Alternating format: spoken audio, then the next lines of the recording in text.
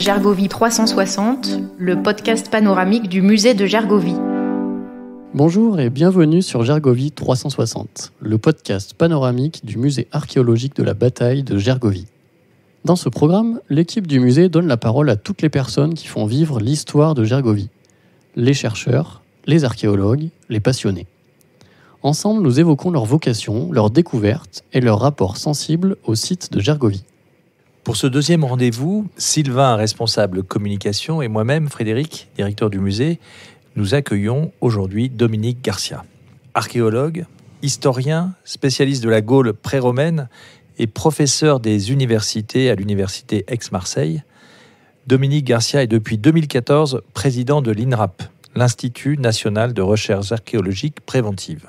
Une structure qui fête aujourd'hui ses 20 ans et qui a notamment assuré le commissariat scientifique de l'exposition permanente du musée de Gergovie. Dominique Garcia a également publié une trentaine d'ouvrages, dont Les Gaulois à l'œil nu en 2021. Dans ce livre, il déconstruit les clichés sur les Gaulois pour en dresser un portrait documenté à l'aune des dernières découvertes archéologiques. C'est ce qui va nous intéresser dans ce nouveau numéro de Gergovie 360. Que sait-on des Gaulois aujourd'hui ?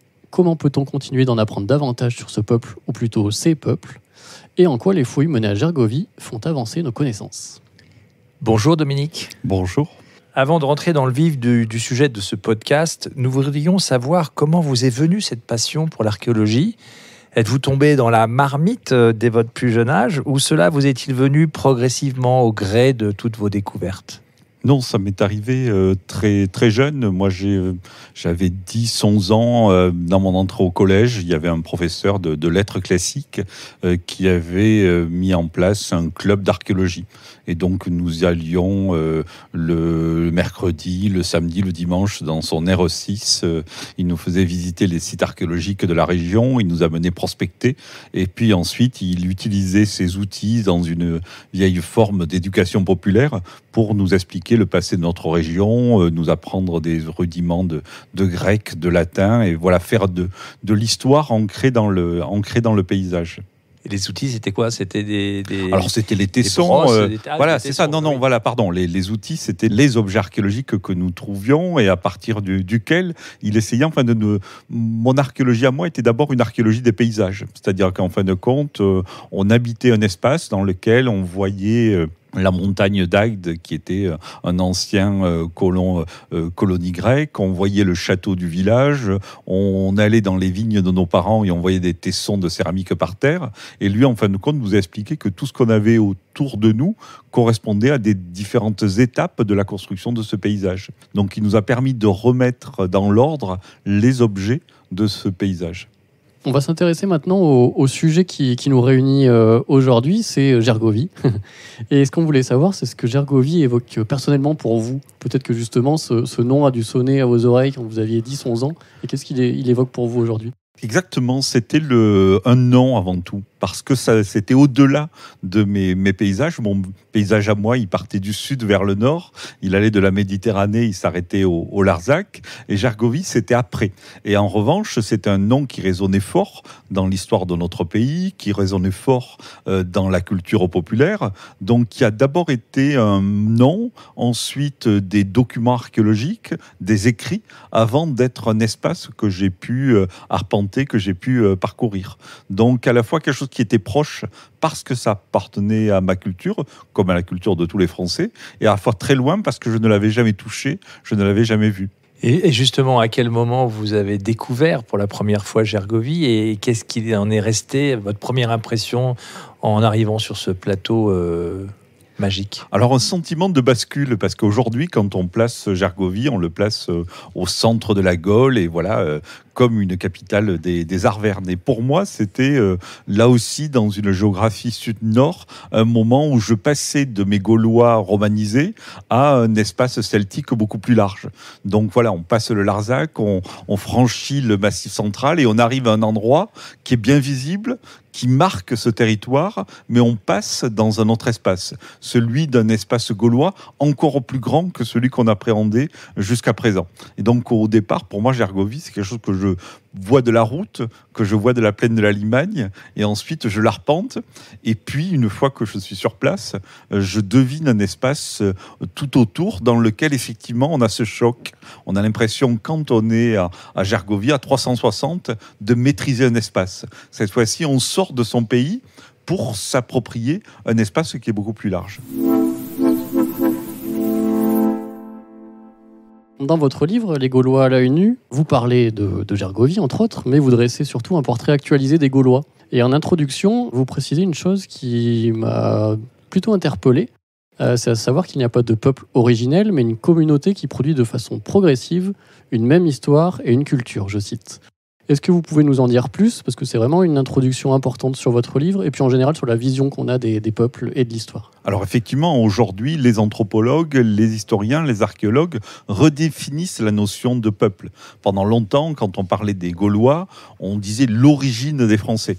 Or, l'origine est l'anagramme de religion. Ça n'a pas beaucoup de sens. Il n'y a pas l'origine de quelque chose. Tous les peuples sont des constructions culturelles. Les peuples, les Gaulois, se sont construits au contact de leurs voisins. Les Grecs, les Romains ont mis en place des modes de vie originaux, en l'occurrence les villes, les cités, les oppidums n'existaient pas avant les Gaulois. Et donc on voit comment peuvent se construire une culture gauloise et comment peut se construire un peuple gaulois. Les Gaulois n'existent que parce qu'il y a des centres d'habitat, les oppidums, que parce que dans ces centres d'habitat, il y a des artisans qui produisent une culture et que tout ça est administré politiquement. Donc la notion de peuple est une notion politique, c'est pas quelque chose de naturel, c'est pas quelque chose d'originel.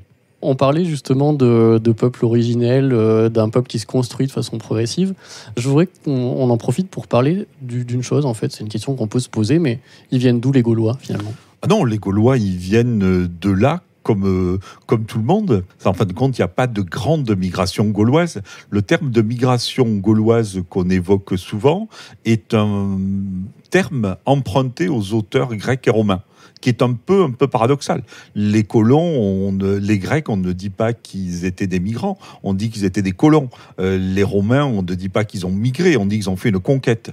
Et il n'y a que les Gaulois, quand ils bougent, où on parle un petit peu de cet aspect d'exode et autres, etc. Non, les Gaulois sont des populations qui vivaient sur ce territoire, qui ont évolué à travers le temps, mais ils ne viennent pas des fins fonds de la steppe. Ils ne sont pas arrivés là à grand galop. Non, ils ont construit ces paysages qu'ils ont occupés.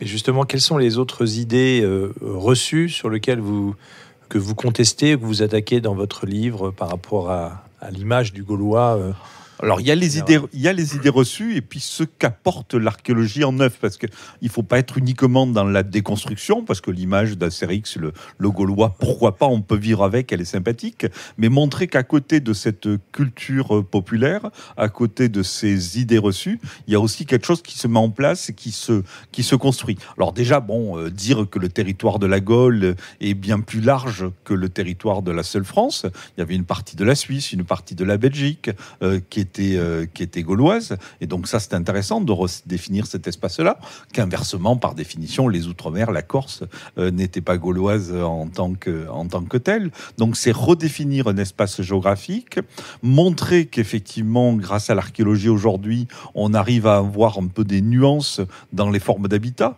On parlera d'oppida pour Bibracte, pour Alésia, pour Gergovie, mais en revanche, on n'aura pas l'équivalent en Normandie, ou on n'aura pas l'équivalent en Bretagne. Donc des formes de peuplement qui peuvent varier dans l'espace. Est-ce que justement, vous pourriez nous présenter comment on devrait présenter les Gaulois aujourd'hui? Quelle serait votre définition? Alors la définition des Gaulois, c'est un peuple proto-historique. Je crois que la définition savante, entre guillemets, a du sens. C'est-à-dire proto-historique, ça veut dire qu'il n'écrit pas sa propre histoire. C'est des gens dont on connaît leur histoire par ouï-dire. Et ça me paraît essentiel. toute notre culture aujourd'hui sur les Gaulois, historique, elle est connue à partir des textes grecs, à partir des textes romains, voire à partir de textes contemporains. Et l'archéologie permet de fournir une autre type d'archives, qui sont les archives du sol, qui permettent d'en dessiner le portrait robot. D'un côté, on a l'appellation et l'archéologie donne de la matérialité à ce qu'étaient les Gaulois en tant que tels. Donc un peuple proto-historique, désigné par d'autres en tant que tel, qui va réagir à cette présence méditerranéenne, la présence grecque, la présence romaine, qui va se fédérer peut-être avec un peu de retard, qui va lutter. Donc l'exemple de Vercingétorix, c'est la place de Gergovie, il ne faut pas la nier, c'est un élément important, mais peut-être avec un peu de retard. Mais en tout cas, un espace satellitaire par rapport au monde méditerranéen. Alors le Gaulois aujourd'hui est souvent limité aux Gaulois du 1er siècle avant Jésus-Christ. À la limite Astérix face à César ou le Vercingétorix tel qu'on le voit aujourd'hui. Or, le Gaulois, il a un millénaire. Il va du bronze final jusqu'au 1er siècle. Et donc ce qui marque la culture gauloise, c'est la mise en place des premières villes, des premières agglomérations. C'est dominer un territoire, ce qu'on appelle un pagus, et qui a donné le nom aujourd'hui de pays. Donc c'est important, c'est le Gaulois qui a inventé le pays, c'est lui qui a inventé le pagus, l'espace qui est limité. Et ensuite, donc sédentaire, qui a mis en place une agriculture performante, ce qui du coup l'a rendu dépendant d'autres pays, des Étrusques, des Grecs et des Romains, vu que son agriculture a intéressé les colons et les commerçants méditerranéens. Ce peut-être lui a coûté son indépendance quelques siècles après. D'accord. Ce qui est justement intéressant dans le livre, ce que j'avais lu, c'est que, contrairement par exemple aux Romains ou aux Grecs, le Gaulois, finalement, la propriété, il ne la voit pas forcément sur son lieu, le territoire qu'il occupe, mais plutôt le cheptel qu'il a, les richesses qui sont sur le terrain. Est-ce que c'est bien ça ? Effectivement, le territoire des Gaulois n'est pas un territoire politique délimité en tant que tel, mais un espace qui est parcouru, à la limite un paysage, quelque chose qui est perçu en tant que tel et qui est exploité. Et ce qui caractérise le Gaulois, c'est effectivement le fait qu'il domine l'espace naturel en mettant en culture, en pratiquant l'élevage et en mettant cette production à un haut niveau, vu qu'il accumule du surplus. L'archéologie aujourd'hui révèle des silos, des greniers qui montrent que l'agriculture gauloise est une agriculture très performante. Et justement, pour l'avenir, quelle est selon vous comment on devrait approcher cette vision, pas nouvelle, mais réaliste des Gaulois pour nos contemporains à l'avenir ? Je sais que l'INRAP, vous avez quand même des programmes de médiation et de valorisation de communication très intéressantes sur vos fouilles, sur l'histoire. Mais par rapport à ce Gaulois, la réalité du Gaulois, comment vous verriez ça ? La réalité du Gaulois, César nous parle de ces tribus gauloises, de ces peuples gaulois, on parle d'une 60aine de peuples. Peut-être ça aurait du sens de les voir de manière régionale. Les Gaulois du Midi ne sont pas les Gaulois de tout le monde. Les Gaulois du Morvan, les Éduins n'avaient pas la même mentalité, n'ont pas eu le même rôle dans l'histoire que les gens de Lutèce. Donc peut-être avoir dans un premier temps une approche régionale pour définir ces cultures, ce que permet l'archéologie préventive. Notre pays aujourd'hui s'est transformé au gré de l'aménagement du territoire en grand site archéologique. Chaque fouille permet de renouveler la documentation et donc en fin de compte redessiner un puzzle gaulois. Chaque peuple étant une pièce de ce puzzle, apportant un coloris différent, une culture différente, mais en revanche l'ensemble formant une image homogène. Et ça, on imagine que c'est grâce aussi aux fouilles qu'on peut avancer sur les spécificités par la découverte. Alors bien entendu, les fouilles aujourd'hui sont en fin de compte des bibliothèques inconnues. Chaque site a pour un peuple comme ça où les écrits sont peu nombreux et ils sont donc partiels et partiaux. L'archéologie permet chaque fois d'ouvrir sur ces populations-là. On est capable à la fois de fouiller ce qu'on a fait récemment en Charente, une agglomération qui était inconnue, dont on ne connaît pas les textes, trouver des tombes dans la région parisienne. Donc en fin de compte, on lit les pages d'un livre qui était inconnu et les fouilles permettent comme ça de réécrire une histoire, sinon objective, du moins documentée de ces populations gauloises.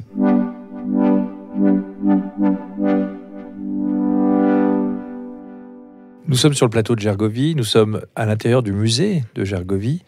Et pour vous, quel est l'objet le plus symbolique alors c'est peut-être une question complexe, parce qu'il y a beaucoup d'objets symboliques, mais ou quelle serait la partie du plateau qui vous intrigue le plus, que vous aimeriez qu'on développe, qu'on fouille plus? Est-ce qu'il y a des attentes de votre part? Alors il y a les deux aspects. À la fois, le Gergovie, comme j'ai dit tout à l'heure, résonne sans doute dans tous les cerveaux de tous les Français, de tous les jeunes enfants. Tout le monde connaît Gergovie, ou tout le monde s'est associé Gergovie à la civilisation gauloise. En revanche, il faut avouer qu'on connaît peu de choses sur l'agglomération, et donc on a là un véritable terrain d'étude à exploiter, à explorer, et dont on peut aujourd'hui espérer pouvoir partager la connaissance dans les années à venir. Donc on se dit, tiens, là on arrive dans un véritable laboratoire à ciel ouvert, un espace dans qu'on pourra investir. Donc je dirais qu'il n'y a pas un endroit privilégié, c'est d'abord appréhender l'ensemble, et ensuite essayer de lire cette histoire de Gergovie. Et un objet particulier, peut-être qu'au musée, les vases peints d'Aulnat sont quand même des objets fantastiques, parce qu'ils sont à la fois raffinés, qui présentent des éléments de culture bien précis, l'interprétation par les Gaulois des aspects figuratifs, et puis parce qu'ils font, voilà, on sent presque un élément mystique dans ces objets qui sont pourtant le fruit d'un artisanat strictement local. Alors, on a parlé du futur et de ce qu'on rêvait de découvrir à Gergovie. Et je voulais revenir, moi, un petit peu en arrière, puisque cette année, l'INRAP fête ses 20 ans. Et j'aurais voulu qu'on échange ensemble sur quelles étaient les découvertes, finalement, les plus marquantes de l'INRAP faites à Gergovie ou autour de Gergovie que vous avez en tête, faites sur le territoire arverne, notamment. Et qu'est-ce qu'elles nous ont appris dans l'histoire de ce peuple arverne, justement? Alors, sur les belles découvertes, moi je crois que les fouilles récentes réalisées par mon collègue Yann Deberge sur les camps romains sont essentielles, parce que, à la limite, s'il fallait gommer le doute sur la localisation de Gergovie, ces fouilles-là permettent totalement de l'effacer. Voilà, on a là vraiment Gergovie, on a les traces des Gaulois et on a les traces des implantations romaines. Donc là, c'est des fouilles qui, à mon avis, sont essentielles.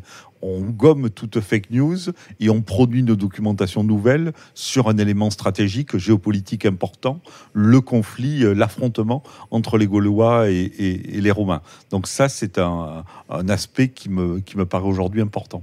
Et je rebondis sur cette question de Sylvain. C'est vrai qu'on a évoqué votre ouvrage Les Gaulois à l'œil nu, mais aussi, je voudrais citer le dernier ouvrage que vous avez fait pour vos 20 ans, La fabrique de la France. Et là, j'ai une question. Il est aujourd'hui, si vous regardez le nombre de chantiers que vous avez développés, plus de 40 000, je crois. La place de Gergovie dans tout ça, parce que est-ce que vous arrivez à faire un palmarès de pas forcément dans le chantier de fouilles, le nombre de mètres carrés de fouilles, mais de ce qui vous anime, fait palpiter votre cœur? Alors ça serait justement peut-être un scrupule. 40 000 fouilles de l'INRAP, de l'archéologie préventive, et se dire qu'on sait presque tout sur presque partout, et qu'un endroit central, un endroit historique, on manquerait d'informations. Et donc, d'où la volonté de reconquérir un petit peu le plateau de manière pacifique, pour en connaître l'histoire, mettre en place la fouille programmée qui démarre en 2022, qui j'espère va se poursuivre, pour redonner sa place à Gergovie, pour que ce ne soit pas uniquement une pointe d'épingle plantée sur une carte, mais qu'on sache exactement ce qu'il y a. Donc aujourd'hui, voilà, c'est ça. Les fouilles de l'INRAP donnent naissance et donnent du corps à ce territoire gaulois, partout. Et il faut qu'au centre de ce territoire gaulois, dans la capitale des Arvernes, on en sache plus. Donc ça, c'est un véritable défi. Et ce qui est merveilleux, Dominique, c'est que au début de notre entretien, vous avez évoqué votre enfance, et que ce mot Gergovie, c'était quelque chose qui était un peu magique, et que vous l'avez découvert au fur et à mesure, et qu'en fait, aujourd'hui, il y a beaucoup à faire. Et là, c'est merveilleux, puisque vos fonctions de président de l'INRAP font que vous êtes un acteur majeur dans cette découverte de la vérité ou de cette histoire de Gergovie? Voilà, le slogan de l'INRAP, c'est nous fouillons, c'est votre histoire. Parce qu'on estime que nous fouillons et que on se met au service de l'ensemble des citoyens. Or, à Gergovie, c'est pas nous fouillons, c'est votre histoire, c'est nous fouillons, c'est notre histoire. Oui. Et donc, on est là dans un endroit qui est majeur, qui est essentiel.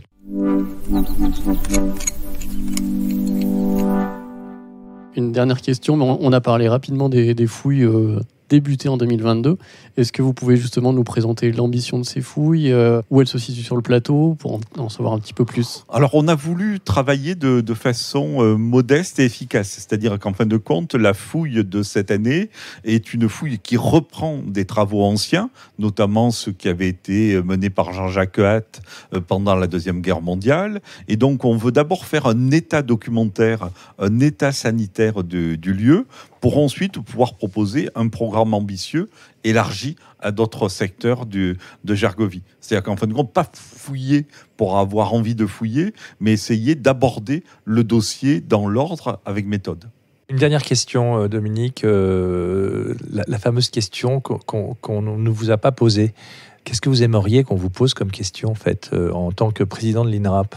Peut-être les sites à conserver. Parce que l'INRAP est un institut qui fouille les sites qui sont mis en danger par l'aménagement du territoire, que donc on produit beaucoup de connaissances, mais du coup aussi on démonte des sites archéologiques, et qu'aujourd'hui le défi peut-être serait de dire quel site il faut conserver, quel site il faut montrer, et bien entendu dans une liste courte, il y aurait le site de Gergovie. C'est un site à préserver comme espace naturel, comme espace patrimonial, mais aussi comme espace scientifique. Il faut pouvoir l'exploiter. Un site qui n'est pas fouillé, un site qui n'est pas étudié, c'est un site qui en fin de compte est fossilisé et qui ne fournit pas de la connaissance. Donc c'est à la fois avoir des sites repères, des sites qui ne sont pas aménagés, mais qui fournissent de la connaissance. Créer des laboratoires à ciel ouvert. Et aussi, ce que vous m'avez dit hors antenne, c'est être aussi un vecteur de transmission, d'éducation et de formation. Mais c'est évident, je parlais de laboratoire à ciel ouvert. Un site archéologique, c'est un endroit où on fournit de la documentation, mais aussi où on transmet de la connaissance, où on sensibilise la personne qui habite dans la région, l'enfant, mais aussi le touriste. On voit, il y a une sensibilité, parce que l'archéologie est facile à saisir. Tout le monde voit et reconnaît un mur, un tesson, et donc il y a un élément de médiation qui est extraordinaire. C'est un objet qui est facile à reconnaître et facile que chacun peut s'approprier. Eh bien, merci Dominique, merci pour ce partage et merci à vous d'avoir suivi ce nouveau rendez-vous de Gergovie 360, le podcast panoramique du musée de Gergovie. En attendant le prochain épisode, n'hésitez pas à liker, commenter ou partager ce numéro avec vos amis. Et pour suivre nos actualités, connectez-vous sur musée-gergovie.fr et sur nos réseaux sociaux. À bientôt. À bientôt. Merci beaucoup. Merci.